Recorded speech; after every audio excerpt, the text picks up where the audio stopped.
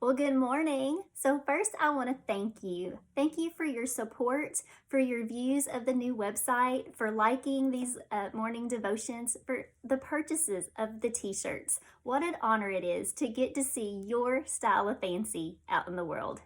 Thank you. So I'm currently finishing up the book of Zechariah, but I want to take a few steps back with you to chapter 4, verse 7. What are you, great mountain? Before Zerubbabel, you will become a plain, and he will bring out the capstone, accompanied by shouts of grace, grace to it.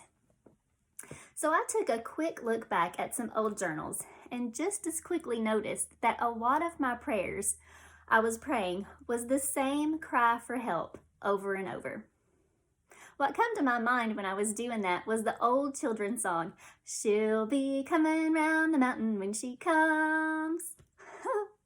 Now that song refers to the second coming of Christ, but I was basing it off of how many trips around the mountain does it take a sister to finally get there. The problem at that time in my life was I was praying the prayers, but I wasn't putting forth any effort of my own to see them come to pass. I knew God had a calling for me, but I was letting insecurities, hurts, and myself get in the way.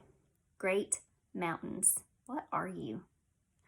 God told Zechariah to speak to Zerubbabel, who was about to rebuild the temple, but it felt like a mountain of a task before him.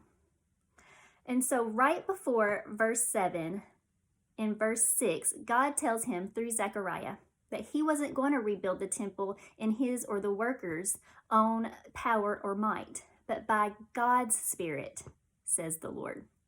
But that didn't mean God was going to build the temple for them. They still had to pick up the chisels and the hammers to get it done, right? And just as we trust God is working in us, we also have to make the choice to do our part when it comes to stepping out into all God has for us. Chapter 8, verse 13, God continues to encourage them. Don't be afraid. Let your hands be strong. Let's stop going around the mountain, y'all. With God's help, it is a plain before us to walk over now. Let's walk over it together. Have a great day.